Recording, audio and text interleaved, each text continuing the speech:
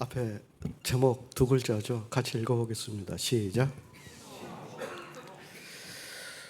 사실은 제가 그 성막 그 울타리하고 뭐 기둥에 대해서 이렇게 공부를 하고 있었는데 주님이 갑자기 신우라는 단어를 이렇게 떠오르게 하셔가지고 거기에 합당한 말씀이 어디 있는지 이렇게 성경 말씀을 보다가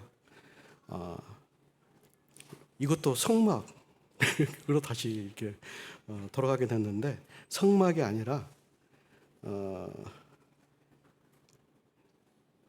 그 성막을 이렇게 다 하나님 말씀대로 다 만들었을 때 하나님께서 하신 먼저 한 일이 있죠.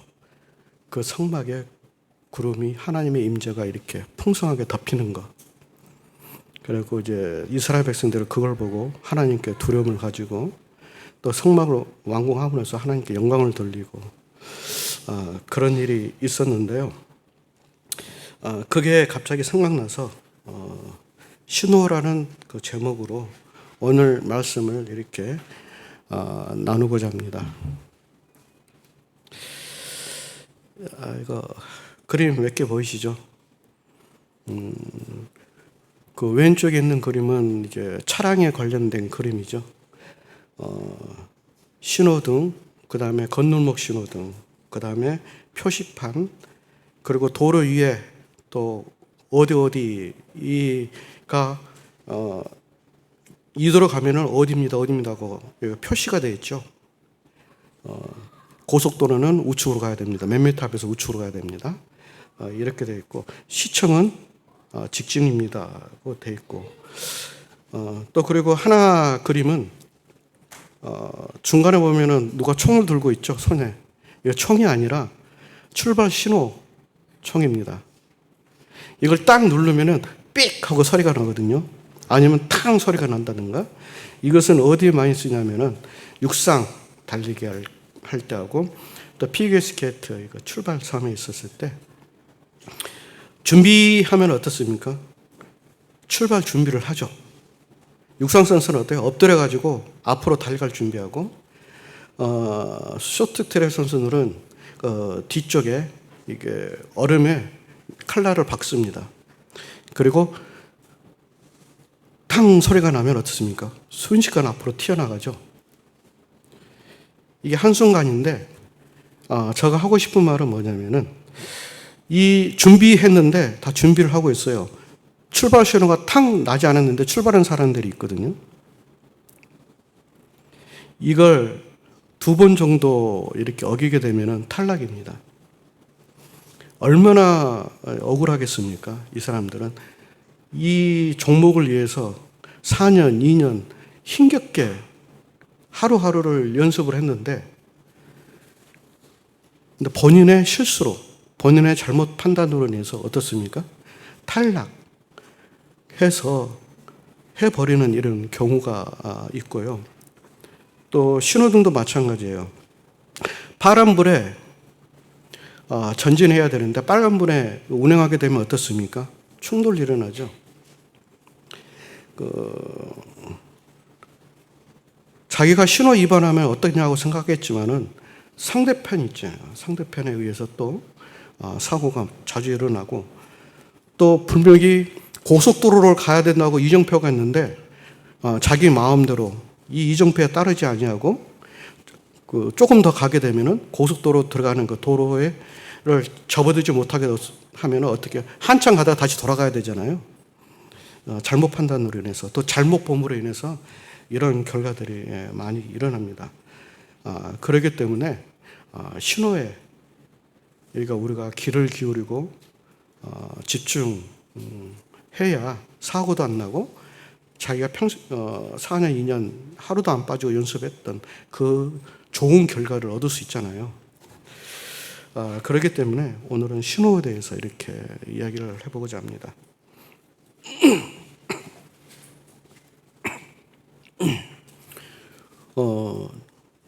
제가 저번에도 이야기했죠. 제가 이제 직원들을, 첨단에 사는 직원들, 비하에 사는 직원들을 제가 회사차로 이거 출퇴근 시키는 하는데, 그래도 오후에는 퇴근할 때는 그런 일이 거의 없는데 출근할 때는 다 바쁘잖아요. 하다 보면은 저번에도 이야기했듯이 사고가 하루 평균 한 2번 정도는 깜짝깜짝 놀라요. 그 원인은 차량 운행을 흐름을 무시하고 이거 막 끼어드는 사람도 있고 같이 불법 유턴하는 사람도 있고, 그런 사람들 때문에 사고가 이렇게 경험을 하게 되는데, 이럴 때마다 깜짝깜짝 놀래요. 준수하는 게, 신호 준수하는 게 또 교통법규를 지키는데 중요하구나. 안 그러게 되면은 사고로 인해서 또 손해를 입는구나라는 것을 이렇게 생각해 보게 됩니다. 제가 차는 출근하는 그 차에 만약 사고가 나게 되면은 우리 공장은 다 올수도비입니다. 생산을 못 해요. 직원들이 뒤에 타기 때문에 그 직원들이 가서 이렇게 생산을 해야 되는데 올수도비 돼 버립니다. 그렇기 때문에 항상 조심합니다.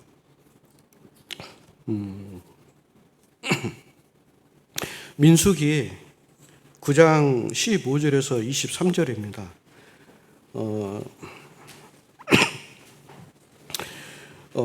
구장을 간단히 이렇게 소개해 드리면요. 민수기 9장은 그 이스라엘 백성이 출애굽한 후 첫 번째 유월절을 지키는 장면이 나옵니다. 또 성막 위에 구름 기둥을 따라 이동하는 원칙적인 이야기가 있습니다. 유월절은 다 아시죠? 건너뛰다 뜻으로 출애굽할 때 하나님께서 이스라엘 집을 심판해서 제외하신 사건들을 이렇게 포함하고 있습니다.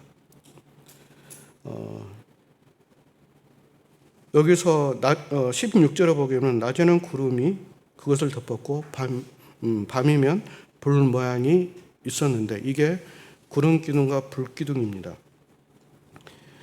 이것은 하나님의 임재와 또 인도를 또 상징하고 있고요.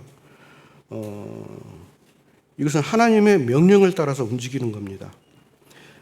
이렇게 18절부터 23절까지 얘기 보게 되면은 여호와의 명령을 따라라는 단어가 무려 8번 이상 8번 나옵니다. 그 짧은 구절에 여호와의 명령을 따라, 여호와의 명령을 지켜,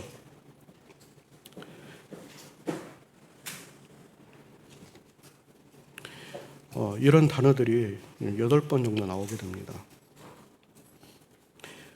이 표현을 봤을 때 하나님의 뜻을 따르는 것이 중요하다는 그런 메시지를 이렇게 보기도 합니다. 이스라엘 백성들은 철저히 하나님 명령에 따라서 움직이는 백성입니다.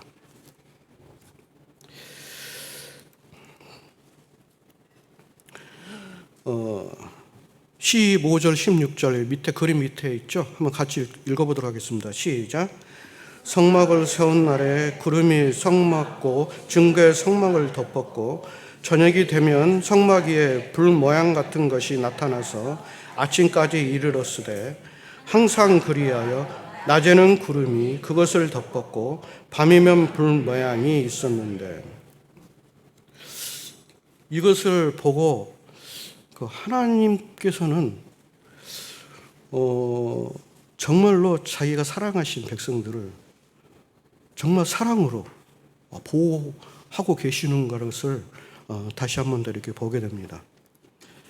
그 사막의 기후는 주로 그 태양 자외선이 강하잖아요.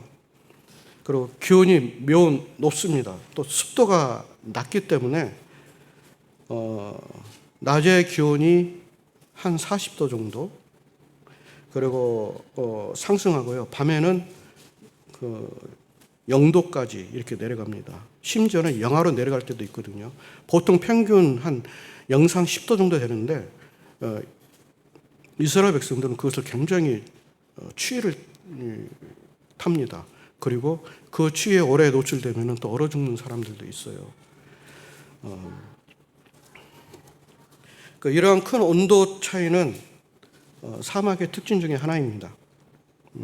그렇기 때문에 식물이나 동물이 적용해서 살아가기가 굉장히 힘듭니다.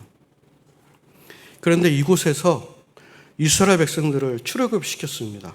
광야로 하나님께서 출애굽시켰는데 그를 끌고 나왔는데 어떻습니까? 그들을 보호해야 되잖아요. 그를 지켜야 되잖아요. 그런데 사막에서 그들을 지킬 수 있는 방법이 어디 있습니까? 처음에 이스라엘 백성들이 출애굽했을 때 어떻습니까? 매우 덥고 먹을 것도 다 떨어지고 물도 다 떨어졌을 때 하나님 앞에 불평불만을 했잖아요. 그것을 너무나 잘 아신 하나님이기 때문에 시내산에서 모세에게 율법을 줬습니다. 그리고 하나 더를 줬어요. 뭐냐면 성막 지을 수 있는 방법을 알려준 거예요. 율법은 어떻습니까? 법이잖아요. 어기면은 어떻습니까? 그에 대한 보응을 받잖아요. 처벌을 받잖아요. 그런데 성막은 뭡니까? 이것은 예수 그리스도를 모습을 이렇게 표현하고 있는데요. 이것은 은혜입니다. 은혜. 그 성막을 짓게 하는 큰 목적은 뭡니까? 하나님께서 이스라엘 백성과 함께 하고 계시다는 것을 그들에게 보여주는 겁니다. 그리고 이방인들에게 보여주는 겁니다. 그게 뭡니까? 낮에는 구름 기둥, 밤에는 불 기둥으로 그들을 보호해주는 겁니다. 추위와 더위에서 보호해주는 겁니다. 사하라 사막 같은 경우는 낮의 온도가 한 50도까지 올라간답니다. 그리고 밤의 최저 기온은 0도씨까지 떨어진다고 그래요. 그 고비 사막은 낮의 기온이 45도까지 올라가고요. 그리고 겨울밤 기온, 겨울이죠. 겨울밤 기온은 마이너스 40도까지 떨어진답니다. 엄청나죠? 겨울에는. 이처럼 극단적인 온도 차는 사막에서 흔한 상태입니다. 형상입니다. 이곳에서 자기의 백성을 보호하려면 어떻게 해야 됩니까? 하나님께서 성막을 만드시게 하고 성막에 풍성히 하나님께서 임재하심으로 구름 모양으로 그들을 낮과 밤을 이렇게 보호하시는 겁니다. 안전하게. 이게 하나님의 백성에 대한 하나님의 사랑입니다. 은혜입니다.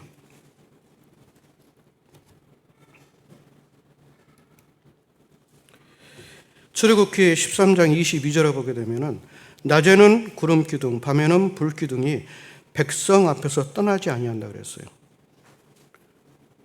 40년 동안 광야 생활하는데 그들에게서 떠나지 않습니다. 하나님께서 항상 함께 하십니다. 이게 하나님의 은혜고 사랑입니다.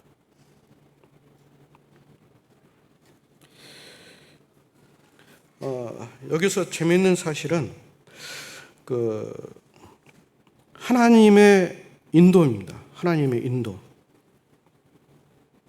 이것은 하나님을 전적으로 신뢰하고 그분의 명령에 순종해야 함을 볼 수가 있습니다. 두 기둥은 하나님의 임재를 눈으로 볼 수 있는 표적입니다. 하나님을 우리가 눈으로 볼 수 없잖아요.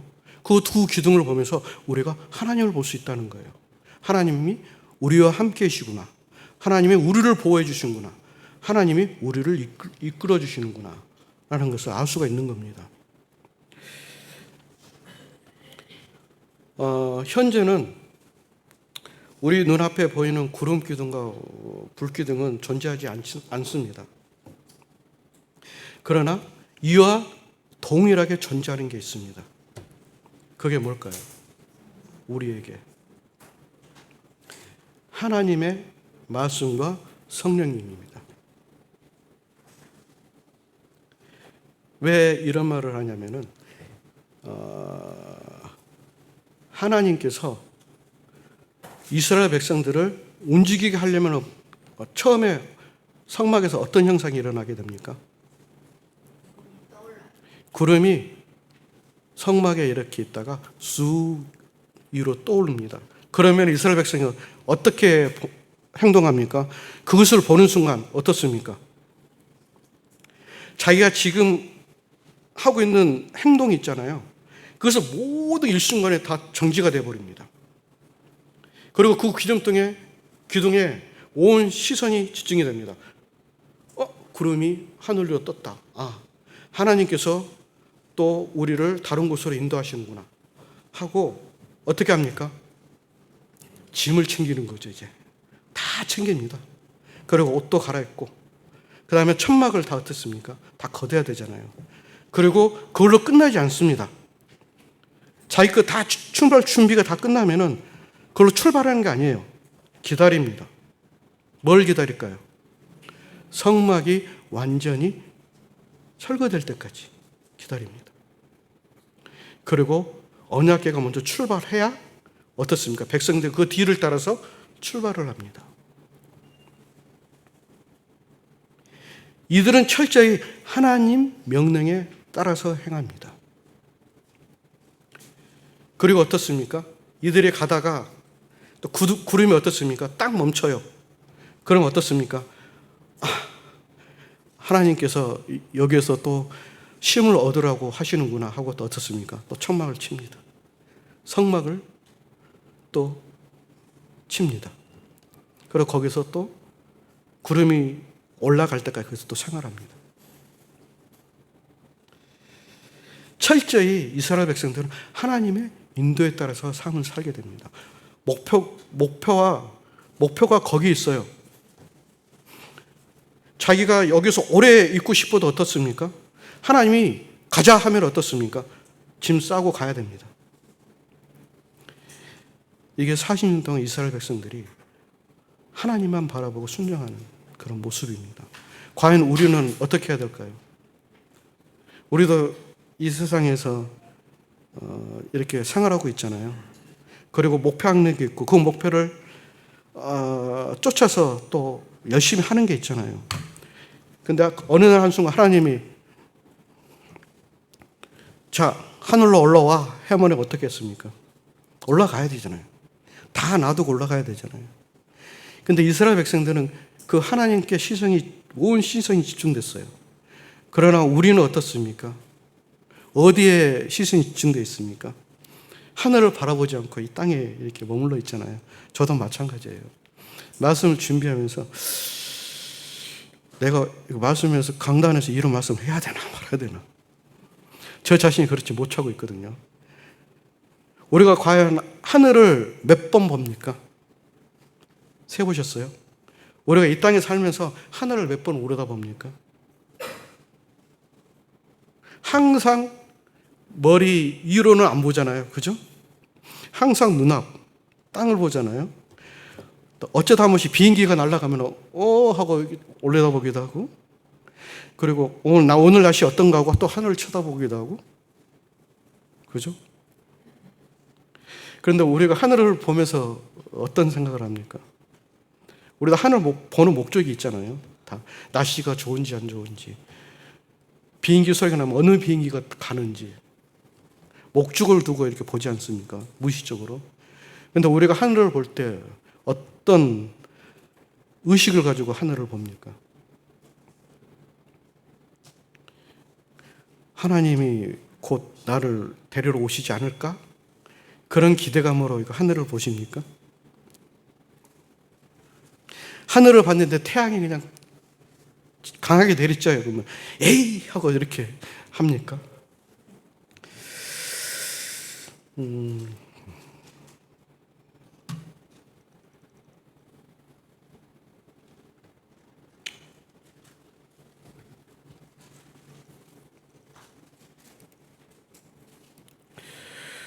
시편 119편 105편입니다. 한번 같이 읽도록 하겠습니다. 시작. 주의 말씀은 내 발의 등이요 내 길의 빛이니이다. 분명한 답이 있어요.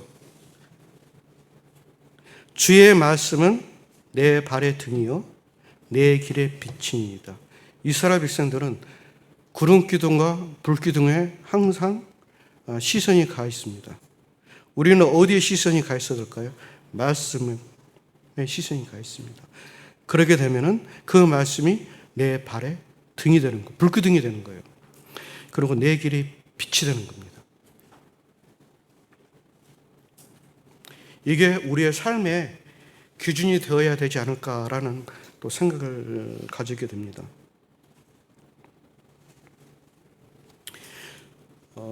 두 기둥은 불기둥과 구름 기둥이 있죠. 기둥 머무는 시간이 일정치 않습니다. 딱 일주일 머무고 구름이 뜨는 게 아니에요. 또 불기둥이 뜨는 게 아닙니다. 낮에도 움직일 수도 있고 저녁에도 움직일 수도 있잖아요. 그죠? 이때 기둥이 뜨면은 움직여야 되잖아요. 저녁이고 새벽이고 낮이고 아침이고. 시간이 일정치 않아요. 하루가 될 수도 있고 일주일이 될 수 있고 한 달이 될 수도 있고 1년이 될 수가 있습니다. 그게 머무는 시간이. 우리도 삶도 마찬가지죠. 우리가 이 세상 살면서 이 세상에 머무는 시간이 다 틀리잖아요. 다 틀리잖아요. 어떤 분들은 일찍 주님이 데려가시기도 하고 어떤 분은 더 늦게 데려가시기도 하고. 이와 마찬가지로 이스라엘 백성들은 그쪽에서 그쪽에서 머물지만은 이들은 여기에 정착을 하지 않습니다. 언젠가는 떠나야 되기 때문에 항상 살림살이는 어떻습니까? 간편해야 되잖아요. 그죠? 가벼워야 되잖아요. 그래야 주님이 가자 하면은 얼른 싸서 가지 않습니까? 그런데 어떻습니까? 이것저것 막 욕심부려서 하게 되면은 힘들잖아요. 이거 챙겨야 저거 챙겨야 되고. 그죠? 또 짐승들도 어떻습니까? 동물들도 너무 많으면 그걸 다 챙겨야 되잖아요. 너무 힘들잖아요. 그래도 저는 욕심이 많은가 봐요. 이 세상에. 또 하나라도 더 가지고 싶어하는 그런 마음이 있습니다. 그러니까 이스라엘 백성들은 이제 구름이 거치는 때까지 한 달이고 일주일이고 1년이고 기다려야 합니다. 기다림의 연속입니다. 기다림의. 이것은 뭐냐면은 광야에는 아무것도 없잖아요. 광야에서 힘든 생활을 견뎌야 됩니다. 왜? 이들의 약속의 땅이 있기 때문에. 하나님께서 약속의 땅으로 데려가시기 위해서 광야를 부르셨잖아요. 그리고 보호하시잖아요. 낮과 밤을. 그리고 기둥으로 그 앞길을 인도하시잖아요. 어디로? 하나님이 약속한 땅으로. 그렇기 때문에 그의 소망이 있기 때문에 지금은 당장 힘들어도 그것을 참고 견딥니다. 그리고 하나님께서 움직이면 야! 하고 기쁨이 있죠. 하나님이 움직이신다. 하나님이 약속한 땅으로 나도 가는구나 하고 한 발 한 발 한 발 더 내딛습니다. 이게 기쁨이잖아요. 잠깐의 고난은 아무것도 아닙니다. 그 기쁨을 향해서 가는 겁니다.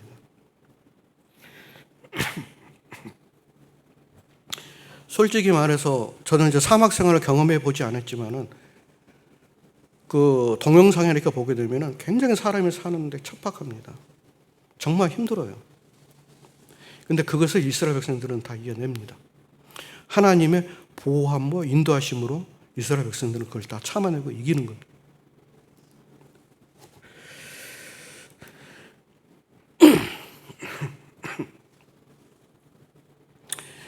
이제 본격적으로 이제 신호에 대해서 이렇게 살펴보고자 합니다. 출애굽기 40장 35절에서 38절을 같이 읽겠습니다. 시작. 구름이 해막에 덮이고 여호와의 영광이 성막에 충만하며 모세가 해막에 들어갈 수 없었으니 이는 구름이 해막 위에 덮이고 여호와의 영광이 성막에 충만함이었으며 구름이 성막 위에 떠오를 때에는 이스라엘 자손이 그 모든 행진하는 길에 앞으로 나아갔고 구름이 떠오르지 않을 때에는 떠오른 날까지 나아가지 아니하였으며. 이 말씀을 보면서 제가 신호라는 단어를 떠올리게 됐습니다. 신호. 성막 위에 구름이 떠오를 때 이것은 이스라엘 백성들의 신호입니다. 신호. 신호. 그들한테 메시지예요. 메시지. 그리고 구름이 하나님께서 떠오르셔가지고 자, 이제 가자. 신호입니다. 이 말씀을 보면서 제가 몇 가지 그 신호에 대해서 생각해 봤는데요. 또 이것은 먼저 출발 신호입니다. 출발. 처음에 그 육상 선수하고 그 스케이 타는 선수들 보여줬죠. 출발점에 이렇게 서 있잖아요. 출발 신호입니다. 출발 신호. 하나님의 구름이 선막에서 붕 떠오르면 어떻습니까? 출발 신호잖아요. 출발. 구름이 성막 위에 떠오를 때에라고 되어 있습니다. 이스라엘 백성들은 40년 관향 생활을 하면서 마음대로 머물고 마음대로 떠난 것이 아닙니다. 자기가 하고 싶은 대로 하는 게 아니에요. 자기가 가고 싶어서 가는 게 아니고 머무르고 싶어서 머무는 게 아닙니다. 구름 기둥이 떠오르면 가고 머물면 멈춰야 합니다. 이게 하나님의 명령입니다. 또 이걸 따라야 됩니다.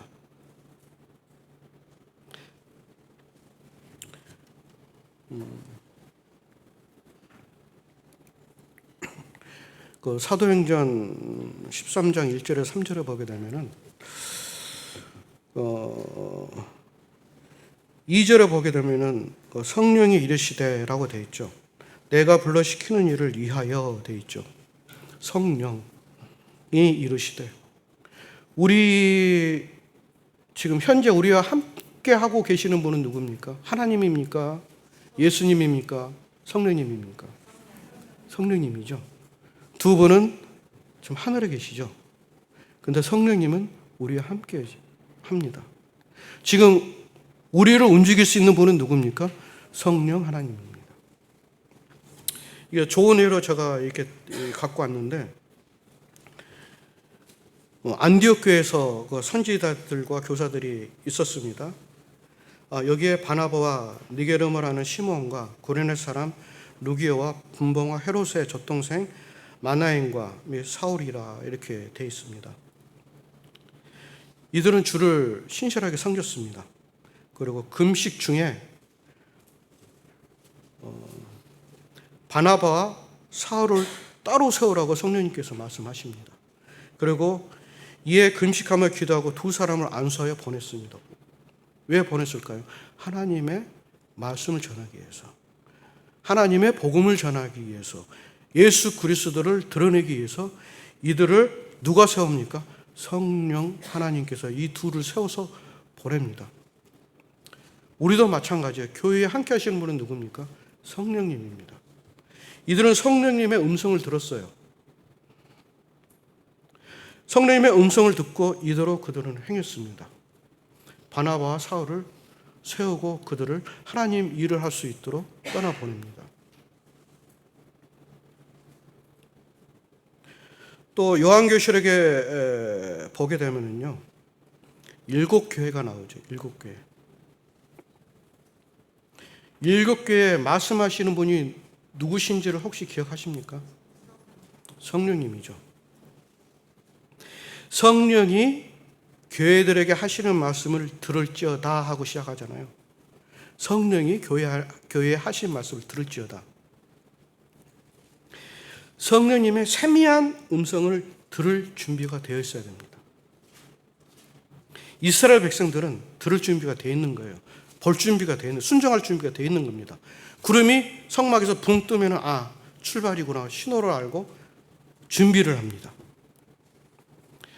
우리는 과연 우리가 지금 이렇게 생활하면서 하나님의 음성에, 성령님의 음성에 우리가 그 세밀한 음성에 귀를 기울이십니까? 저를 하루를 이렇게 생각해 보니까 처음에 일어났을 때 생각합니다. 말씀을 묵상하면서 기도하면서.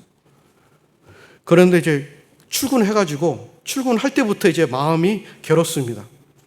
제가 하루에 2번 정도 사고 날 뻔했다 그러죠. 그러면 벌써부터 평안이 깨집니다. 그러고 보면 하나님의 이제 음성이 이제 들리지 않습니다. 말씀이 아침에 잠깐 묵상했던 말씀 기억이 안 나요. 그 짧은 구절에도 기억이 안 납니다. 그리고 어떻습니까? 퇴근할 때까지 하나님 말씀과 상관없는 삶을 삽니다. 그저 바쁘다는 이유로. 내에 맡겨진 직무를 충실히 합니다. 그리고 퇴근할 때 어떻습니까? 하루 일을 돌아보면서 후회를 하기도 하고 다음에 이렇게 해야 되지 안 해야 되겠구나 또 후회하면서 퇴근을 하죠. 이 일을 계속 반복합니다. 그러나 이스라엘 백성들은 이 일을 40년 동안 계속 반복했지만은 항상 그들의 시선은 하나님의 구름 기둥에 시선이 머물러 있는 겁니다.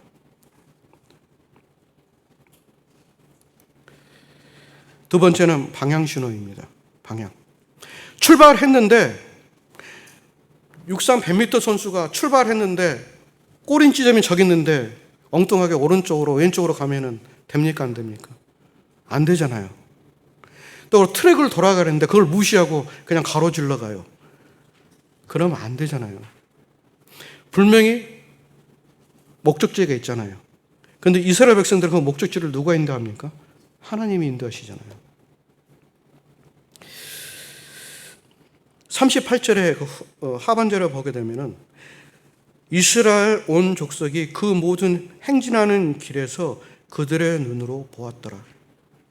방향을 보는 거예요. 하나님이 어떤 방향으로 자기를 이끌고 가시는가 그 방향을 보고 구름 기둥이 움직이는 그 방향을 보고 그대로 따라가는 겁니다. 이스라엘 백성들은 우리와 같이 이리 갈까 저리 갈까 걱정하지 않습니다. 그들은 한 가지 구름 기둥과 불 기둥이 가는 그 방향으로만 갑니다. 어떻게 보면은 우리 인간의 눈으로 볼 때는 정말 불안하고 안 좋은 길 같아도요. 결국은 가고 나면 어떻습니까? 그 길이 안전하구나 하고 생각하실 겁니다. 이스라엘 백성들을 왜 하나님께서 광야 길로 인도했을까요? 더 짧은 길도 있잖아요. 전쟁으로 인해서 그들의 마음이 상할까 봐. 그들이 낙담할까 봐. 그래서 하나님께서 안전한 길로 그들을 구름 기둥으로 인도하시는 겁니다.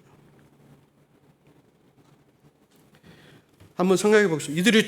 이스라엘 백성이 처음에 출애굽을 했을 때 홍해길이 앞을 가로막았잖아요. 이 길은 이스라엘 백성들이 생각할 때 어떤 길입니까? 죽음의 길 같죠. 뒤에는 바로가 쫓아오죠. 군대를 몰고. 앞에는 홍해가 있죠. 죽었구나 했겠죠. 잘못했구나. 또 하나님은 원망했겠죠. 그러나 이 길은 어떻습니까? 안전한 길이었잖아요. 결과적으로. 하나님께서 그 홍해를 여시고 밤에는 환하게 비춰서 그 길을 건너게 하셨잖아요. 그리고 바로 군대는 어떻습니까? 구름과 불기둥으로 그들을 막아버렸잖아요. 이스라엘 백성은 그걸 목격했잖아요. 그죠? 기쁨으로 건넜잖아요. 그리고 파도가 덮쳤을 때 그 바로의 군대는 어떻습니까? 다 죽었잖아요. 바로는 어떻게 생각했을까요? 이스라엘 백성들이 홍해길로 갔을 때 하나님은 정말 병법에 정말 무지한 사람이구나 하고 느꼈을 겁니다. 그러나 결국은 어떻습니까? 하나님의 길이 올바른 길이에요.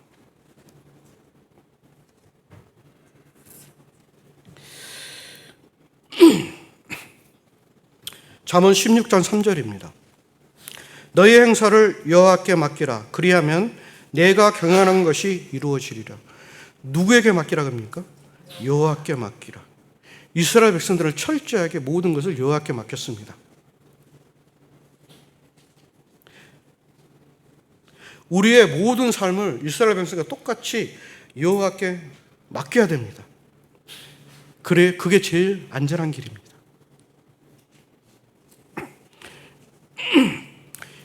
이러기 위해서는 먼저 어떤 게 먼저 선행되어야 할까요? 주님과 친밀한 교제가 잘 이루어지면은 됩니다. 이스라엘 백성은 눈으로 보았잖아요. 구름 기둥이 뜨는 건. 우리는 뭘 봅니까? 주님의 말씀으로 우리 길을 봅니다.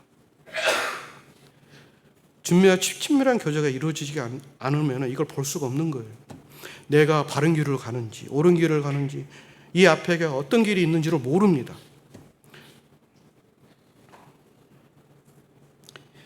이건 뭐냐면은 끊임없이 하나님과 소통이 이루어져야 됩니다. 소통이.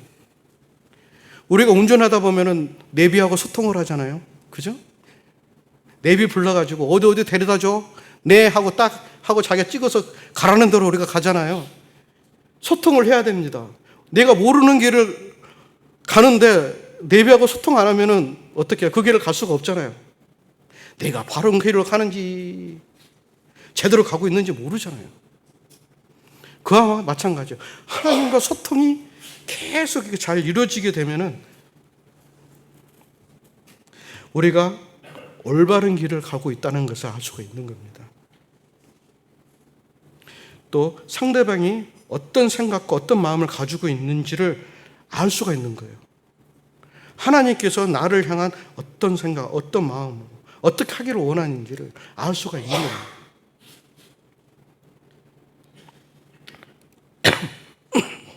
세 번째로 사랑시로입니다.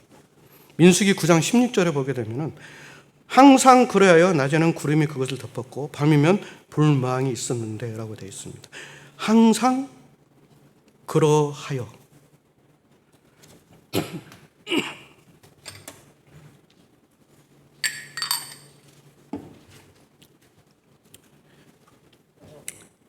이 말씀입니다. 항상 그러하여. 항상. 잠시도 아니에요. 잠시 하나님은 우리를 떠나는 게 아닙니다. 항상 같이 했어요. 항상. 구름 기둥과 불 기둥은 하나님의 사랑을 또 말할 수가 있습니다. 낮에는 구름 기둥으로, 더위야 밤에는 불 기둥으로 추위의 보호를 하십니다. 이게 사랑입니다. 사랑 없이는 이렇게 할 수가 없는 거거든요. 안전하게 보호하는 겁니다. 이게 사랑입니다. 하나님의 사랑이에요. 우리를 안전하게 보호하고 계시는 분은 누굽니까? 하나님의 사랑이에요. 하나님의 말씀입니다.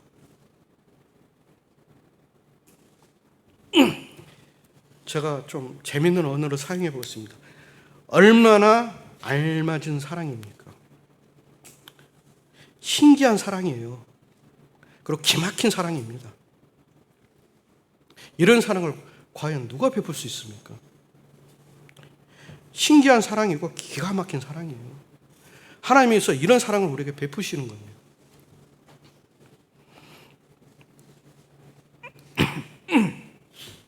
로마서 8장 26절에서 27절 그리고 35절에 보게 되면은 파란 부분으로 된 것만 제가 읽겠습니다.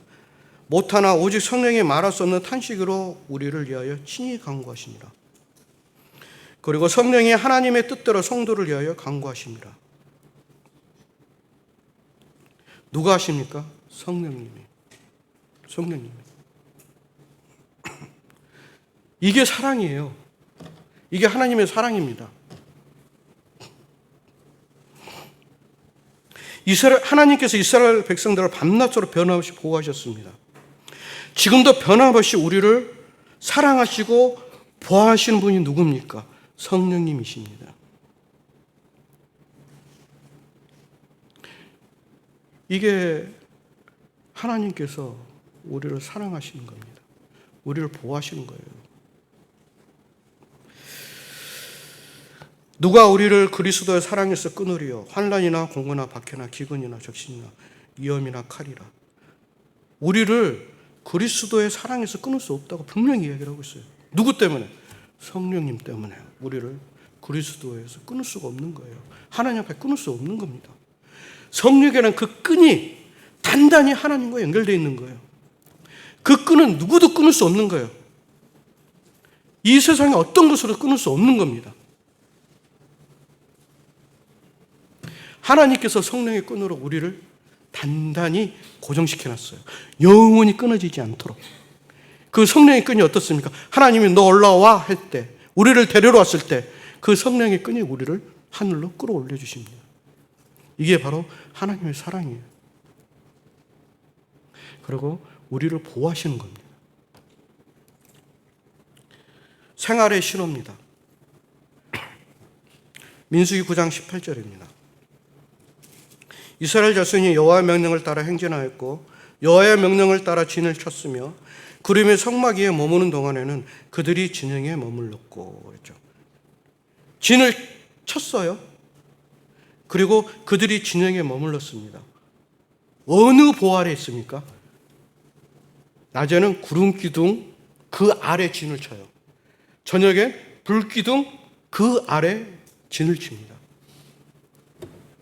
이게 생활이에요. 그 안에서 생활하는 겁니다. 거기서 벗어나서 생활하는 게 아니라 그 안에서 생활합니다. 두 가지 기둥에서 벗어나면 어떤 고통이 따라올까요? 더위와 추위가 대번에 따라옵니다. 그렇기 때문에 그들이 그 진영에 머무는 거예요. 그 구름 기둥, 불 기둥 아래에 머무는 겁니다. 양이 목자를 떠나면 어떻게 됩니까? 짐승에 잡아먹히잖아요. 이와 반대로 이와 마찬가지로 우리가 성령을 떠나서 살면은 어떻게 되는 겁니까?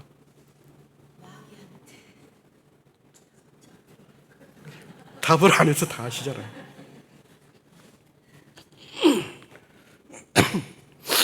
이것은 뭐냐면은 성령을 떠나 살아도 성령을 거스려도 성령을 해방해서는 절대로 안 된다고 또 말씀하고 있는 것입니다. 그 그늘 아래 있어야 됩니다. 그 보호 아래 있어야 됩니다. 우리도 성령님의 보호 아래 있어야 돼요. 그것을 해방하거나 그것을 떠나거나 우리는 절대로 살 수가 없습니다.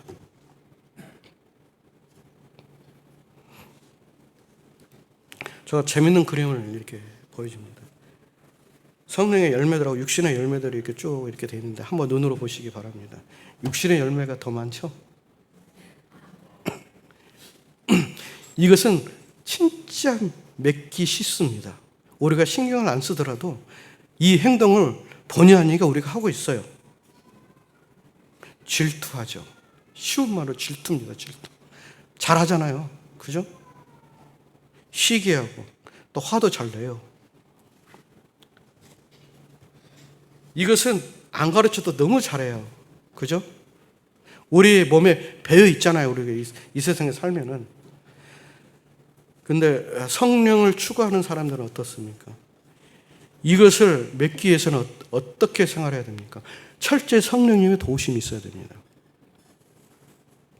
그렇지 않으면은 이런 것을 할 수가 없는 거예요. 이런 행동을 할 수 없는 거예요. 이런 마음을 가질 수 없는 겁니다. 하나님 우리를 사랑했잖아요. 우리는 사랑합니까? 내 마음에, 내 기준에 안 맞으면 아니야. 내 기준을 만나야 그러잖아요.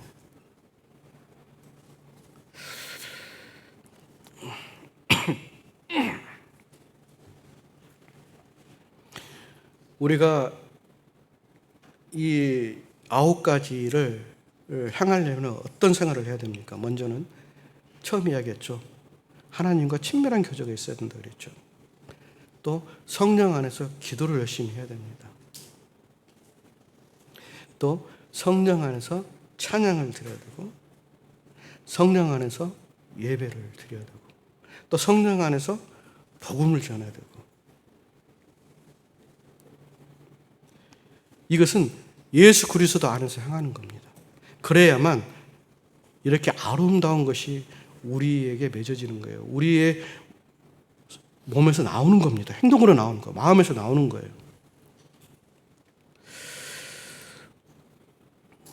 마지막으로 하나님의 영광의 실호입니다. 출애굽기 40장 34절에서 35절에 보게 되면요. 구름이 해막에 덮이고 여호와의 영광이 성망에 충만하며 모세가 해막에 들어갈 수 없었으니 이는 구름이 해막 위에 덮이고 여호와의 영광이 성망에 충만함이었습니다. 하나님의 영광의 신호입니다. 성막에 하나님의 영광이 충만하다고 이렇게 되어 있어요.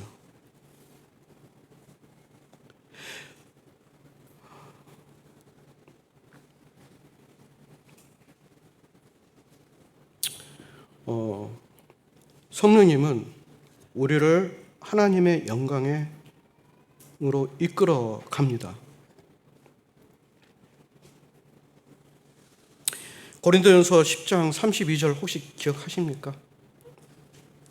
그런즉 너희가 먹든지 딱 나오죠. 마시든지 무엇을 하든지 다 하나님의 영광을 위하여 하라. 하나님의 영광은 하나님의 본질과 성품의 완전한 표현이에요. 하나님의 영광. 그분의 거룩함, 위대함, 능력, 그리고 하나님의 영광에는 하나님의 사랑이 드러나는 것입니다. 이게 하나님의 영광이에요.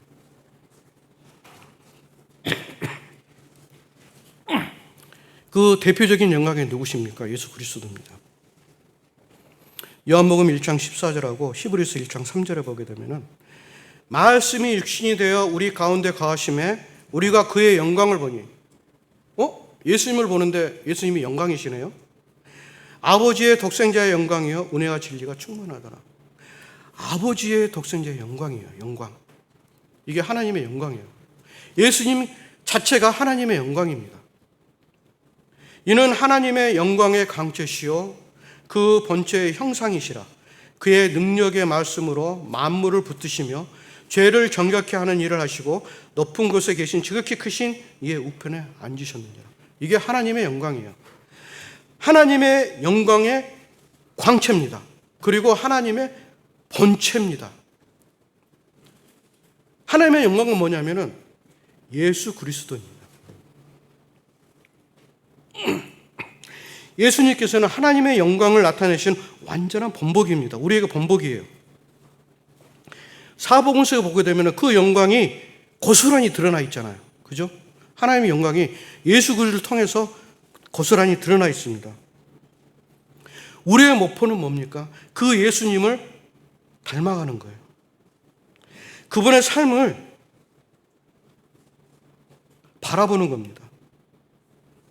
그렇게 되면 어떻습니까? 하나님의 영광이 나타납니다. 우리가 예수 그리스도를 바라보게 되면은 그게 하나님의 영광 본체이기 때문에 우리가 그 예수님의 영광을 보고 있으면은 우리 스스로 어떻습니까? 우리도 영광이 되는 거예요.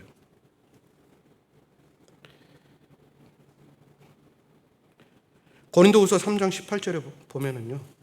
우리가 다 수건을 벗은 얼굴로 거울을 보는 것 같이 주의 영광을 보매 그와 같은 형상으로 변화하여 영광에서 영광으로 이르니 그 주의 영으로 말미암아. 누구 영으로 말미암아 영광입니까? 주의 영으로 말미암아. 우리는 이미 주의 영광을 봤어요. 또 그 형상으로 우리가 차근차근 변화해 가고 있습니다. 영광에서 영광으로 우리가 이루어지는 겁니다. 그게 주의 영으로, 성령님의 영으로 말미암아 이루어지는 거예요. 우리가 스스로 하나님의 영광을 드러내려고 노력해도 드러납니까? 인간의 스스로는 그렇게 절대로 불가능합니다. 우리 스스로 할 수 없는 게 하나님의 영광을 드러내는 거예요. 누구만이 할 수 있습니까? 하나님께서 나를 통해서, 성령님을 통해서 그 영광을 드러내야만 그 영광이 드러나는 거예요. 우리가 하나님께 영광을 올리는 거예요.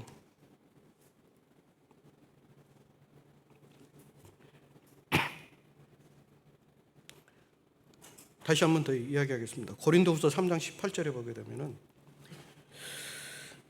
우리의 목표는 점점 예수님을 닮아가는 거고요. 그분의 삶을, 하나님의 영광을 나타내는 것입니다.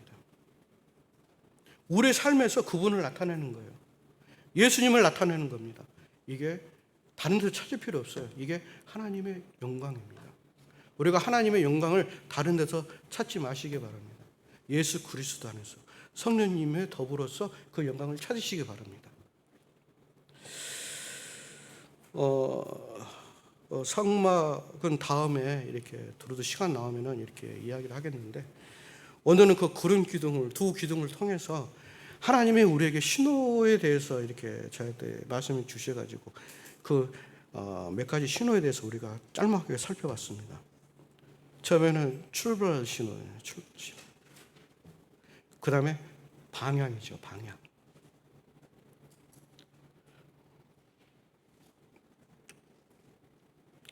그 다음에 뭡니까? 사랑이고, 그 다음에 생활이고, 그 다음에 하나님의, 최종적으로 하나님의 영광이에요. 그들이, 이스라엘 백성들이 40년 동안 그 일을 행함으로써 그들은 다른 이방 민족들에게 하나님의 영광을 드러냈어요. 질서 정연하게 하나님이 가시는 쪽으로 질서 정연하게 가는 거예요. 이게 하나님의 영광을 드러낸 거예요. 우리도 마찬가지로 교회 안에서 질서 있게 가시면은 하나님 앞에 영광을 드러내는 삶을 살게 되는 거예요. 저절로. 누가 하십니까? 하나님이 하시는 거예요. 성령님이 하시는 겁니다. 우리가 힘을 얻으시기 바랍니다. 이게 다시 그림을 띄워놨잖아요. 우리가 왼쪽은 절대로 우리가 스스로 노력해봐야 이런 결과밖에 안 나요. 그런데 하나님께서, 성령님께서 하시면 어떤 결과가 나옵니까? 이런 결과가 나오는 거예요. 철저히 하나님께 구하십시오. 이상으로 말씀을 마치겠습니다. 기도드리겠습니다.